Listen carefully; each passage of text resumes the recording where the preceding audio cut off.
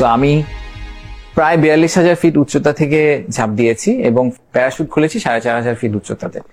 এর মাঝখানে যে গ্যাপটা হচ্ছে প্রায় 37,300 ফিটের মতো। এত লম্বা উচ্চতা ধরে কেউ ফ্ল্যাগ নিয়ে কখনো জাম্প করেনি। সো সেটা একটা ওয়ার্ল্ড রেকর্ড।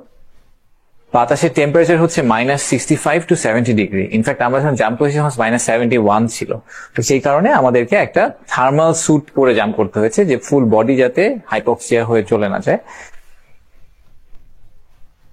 আমরা যখন অ্যাটেম্পটা নিয়ে কাজ করা শুরু করলাম তখনই আমরা জানতাম যে 42,000 ফিট প্রায়, সেখানে আসলে কিছু ইনহেরেন্ট চ্যালেঞ্জ আছে। প্রথমত হচ্ছে যে ওখানে কোনো অক্সিজেন নাই, তো আমাদেরকে অক্সিজেন ট্যাঙ্ক নিয়ে জাম্প করতে হবে। এবং মোর ইম্পর্টেন্টলি একটা বড় ইস্যু থাকে যে অত হাইটে জাম্প করলে যদি আপনার বডি পিওর অক্সিজেনে না থাকে তাহলে আসলে আপনার হার্ট এবং ইন্টারনাল অর্গানগুলো ফাংশন করতে পারে না। তো আমাদেরকে প্লেন টেক অফ করার আগে প্রায় 1 ঘন্টা বসিয়ে রাখা হয়েছিল পিওর অক্সিজেন দিয়ে, যাতে নাইট্রোজেন গুলা বের হয়ে যায়। খুব এক্সাইটেড ছিলাম, একই সাথে একটু নার্ভাস অবভিয়াসলি, যে বোঝার জন্য যে আসলে আমার বডি ওখানে গিয়ে কিভাবে রিয়াক্ট করবে। তো জাম্প করলাম, করার সাথে সাথে এটাও রিয়েলাইজ করলাম যে আগের 50টা জাম্পের মতো এই জাম্পটা হবে না। তার একটা বড় কারণ হচ্ছে যে আমাদের ইভেন প্র্যাকটিস জাম্পটাও আগের দিন আমরা যেটা করেছিলাম ফুল অক্সিজেন নিয়ে, থার্মাল নিয়ে, বাংলাদেশের পতাকা নিয়ে, সেটা ছিল হচ্ছে 16,000 ফিট থেকে। তো 16,000 ফিটেও আসলে যথেষ্ট বাতাস আছে, এই কারণে বাতাস কেটে অ্যারোডাইনামিকটা ম্যানেজ করা সম্ভব। বাট 42,000 ফিট উচ্চতায় আসলে কোনোই বাতাস নাই। সেটা হচ্ছে নাম্বার 1। নাম্বার 2 হচ্ছে যে এত উপর থেকে যেহেতু আমরা পড়ছি, 20 সেকেন্ডের মধ্যে আমার ভেলোসিটি হয়ে গেল 320 কিলোমিটার পার আওয়ার প্রায়।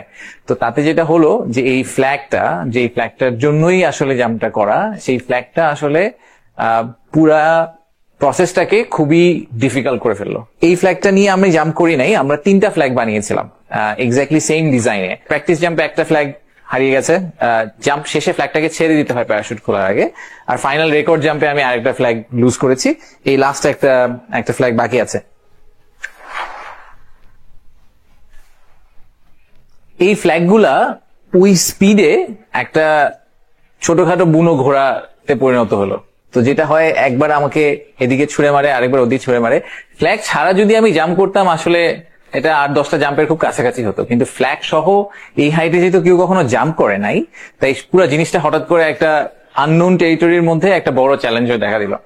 তো আমার খুব ভালো মনে আছে যে এই যে খুব সুন্দর কয়েকটা ছবি এসেছে ভিডিওতে, দেখা যাচ্ছে যে বাংলাদেশের পতাকা নিয়ে একজন পড়ছে, হরাইজন দেখা যাচ্ছে এরকম গোল করে। এই ভিশন গুলো আমার মধ্যে আসলে নাই, এগুলো কিছুই আমার মনে নাই। প্লেন থেকে বের হওয়ার সাথে সাথে একটা সার্ভাইভাল মোডে চলে গিয়েছিলাম। আমি কনস্ট্যান্টলি ফ্ল্যাগের দিকে তাকিয়েছিলাম, একটা ভয় যে ফ্ল্যাগটা ছিঁড়ে না বের হয়ে যায়, হাত থেকে না ছুটে যায়। তার চেয়ে বড় কথা যে আমার নিজের অ্যারোডাইনামিক ব্যালেন্স কমপ্লিটলি তখন কম্প্রোমাইজ।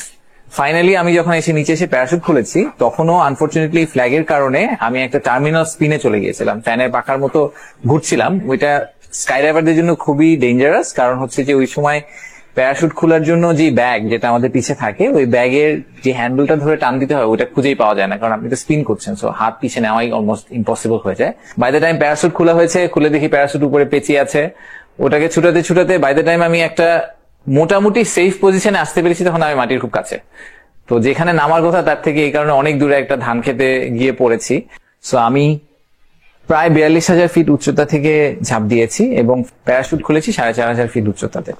এর মাঝখানে যে গ্যাপটা হচ্ছে প্রায় 37,300 ফিটের মতো। এত লম্বা উচ্চতা ধরে কেউ ফ্ল্যাগ নিয়ে কখনো জাম্প করেনি। সো সেটা একটা ওয়ার্ল্ড রেকর্ড।